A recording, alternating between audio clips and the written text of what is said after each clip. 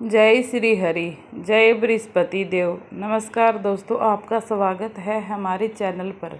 आज हम सुनेंगे गुरुवार व्रत की पौराणिक कथा, जिसे श्रद्धापूर्वक सुनने और व्रत पूजन करने से भगवान विष्णु और बृहस्पति देव की कृपा प्राप्त होने की मान्यता है।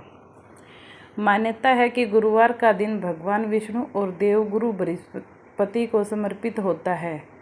इस दिन श्रद्धा और नियम से व्रत करने से घर में सुख, शांति, समृद्धि और शुभता बनी रहती है।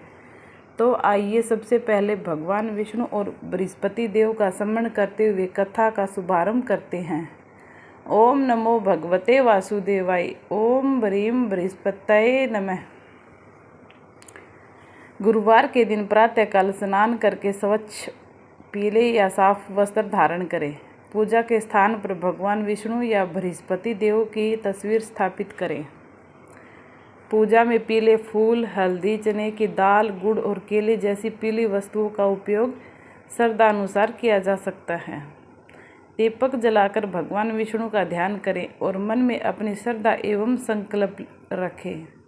इसके बाद भगवान विष्णु और बृहस्पति देव की पूजा करके गुरुवार व्रत कथा सुनें।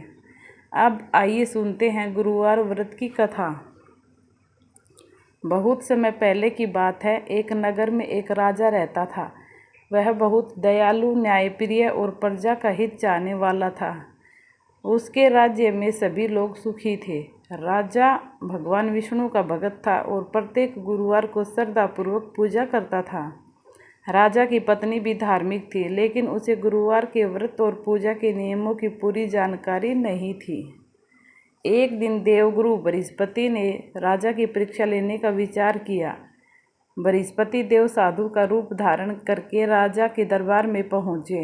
राजा ने उनका आदर सत्कार किया और विनम्रता से पूछा, महाराज आज्ञा कीजिए, मैं आपकी क्या सेवा कर सकता हूँ। तब साधु रूप में बृहस्पति देव ने कहा, राजन, यदि तुम अपने जीवन में सुख, शांति और समृद्धि बनाए रखना चाहते हो तो भगवान विष्णु और बृहस्पति देव की श्रद्धापूर्वक पूजा करो और गुरुवार व्रत का पालन करो।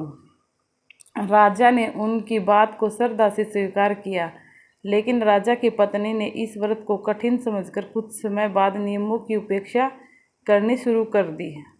धीरे धीरे राजमहल में परेशानियां आने लगी। राज्य की समृद्धि कम होने लगी। राजा को अनेक कठिनाइयों का सामना करना पड़ा। राजा बहुत चिंतित हुआ। एक दिन वही साधु फिर राजा के पास आए। राजा ने उन्हें पहचान लिया और अपनी परेशानी बताई। साधु ने कहा, राजन, संकट का कारण भगवान की भक्ति में कमी और गुरुवार के व्रत के नियमों की उपेक्षा है। श्रद्धा से भगवान विष्णु और बृहस्पति देव का पूजन करो, पीली वस्तुओं का दान करो और जरूरतमंद लोगों की सहायता करो।